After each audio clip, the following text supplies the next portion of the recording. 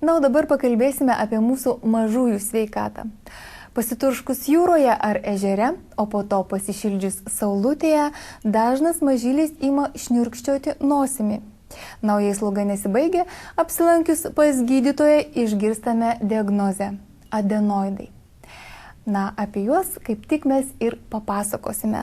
Ar reikia šalinti adenoidus, kaip vyksta operacija ir kuo skiriasi adenoidai nuo polipų. Paklausykime.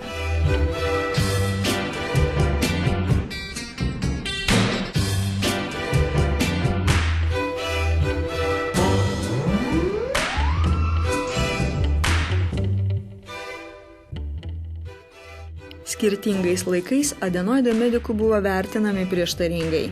Prieš ketvirtį amžiaus kas antram vaikui juos šalindavo, o šiais laikais manoma, kad adenoidai yra itin svarbi vaiko imuninės sistemos dalis ir šalinami tik labai gerai viską apsvaršius. Kas yra adenoidai ir ar adenoidai kuom nors skiriasi nuo polipų? Adenoidai tai yra specialus apsauginis, taip vadinamas limfoidinis audinys vaiko nosiaryklėje, kadangi jie būna normoje tik vaikams, atsiranda apie pirmosius gimimo metus ir po to natūraliai turėtų išnykti brendimo metu, 12-13 metų.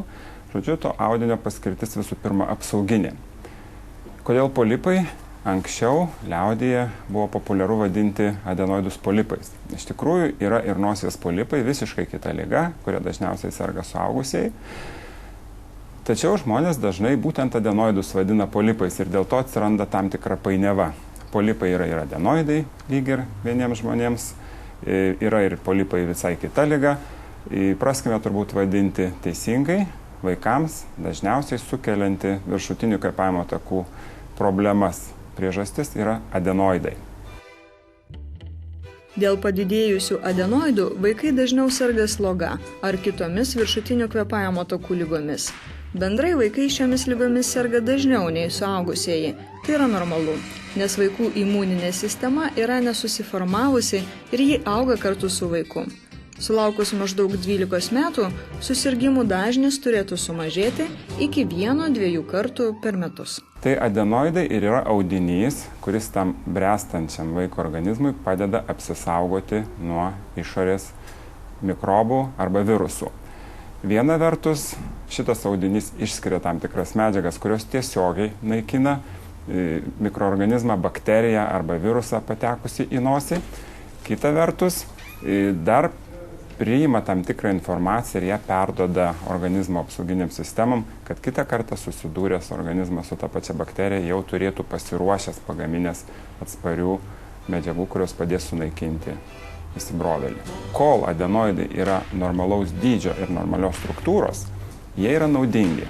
Tačiau kuomet padidėja per daug arba pasikeičia jų struktūra, bakterijos apsigyvena audinio paviršiuje, taip irgi gali būti, jeigu vaikas neatsparus, serga, ilgainiui tas adenoidų audinys nustoja funkcionuoti ir tampa kaip tik palankia terpė bakterijoms, tuomet vaikas dar dažniau serga atvirkščiai, vietoj to, kad apsaugotų jie adenoidai, jie tampa infekcijos šaltiniu ir susidūręs darželėje su bet kokiu kitu sergančiu vaiku, su pirmu pasitaikiusiu virusu, jis tuoj pat suserga, liga komplikuojasi, atsiranda pūlingi sinusitai ir ta sloga yra nuolatinė, nesibaigianti, vaikas serga. Tuomet mes ir nusprendžiame, kada jau yra riba, kuomet reiktų operuoti adenoidus ir pašalinti, o ta riba ir yra, kuomet potenciali nauda yra mažesnė negu potenciali žala to audinio, tuomet jį geriau pašalinti. Adenoidus reikėtų operuoti tada, kai jie nebeatlieka savo apsauginės funkcijos. Jei adenoidai per daug padidėja, jie apsunkina kvėpavimą per nosį. Vaikas priverstas kvėpuoti per burną ir būna nuolat išsižiojęs. Būtent dėl didelių adenoidų ima formuotis vadinamasis žiopliuko veidas. Taip pat gali sutrikti viršutinio žandikaulio augimas ir pasikeisti sąkandis. Šiais laikais adenoidai šalinami bendrinės nejautros, intubacinės nejautros metu.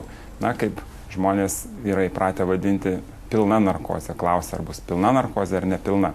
Tai jokių dalinių narkozių praktiškai šiais laikais beveik nebūna, nerekomenduojama, nes nuo to priklauso ir operacijos kokybė, na ir komfortas vaikui. Nuskausminti tą audinį labai sudėtinga ir dėl to vietinės nejautros metu tai faktiškai be jokios nejautros reikštų, kad vaikas operuojamas. Prieš 10 metų taip ir buvo, o dabar jau ir Lietuvoje viskas pasikeitė, taip kaip vakarų valstybėse mes operuojam bendrinės nejautros metu. Žodžiu, vaikas atvyksta į ligoninę, bendrinė nejautra, operacija trunka 10-15 minučių, audinio yra nedaug, per burną pasiekiama nosiaryklė, tai yra vieta ten, kur baigėsi nosis, prasideda ryklė, būtent ten yra adenoidų sankaupa, pašalinamas, sustabdomas kraujavimas, kaip taisyklė kelios minutės operacija baigta. Aišku, po operacijos vaikas vis tiek turi laikytis tam tikro režimo, savaitę, 2-3 savaitės ir turėtų, sakykime, pirmą savaitę namuose praleisti, riboti aktyvumą kitas savaitės po operacijos. Na, bet santykinai, tarkime, tai operacija greita ir nesudėtinga.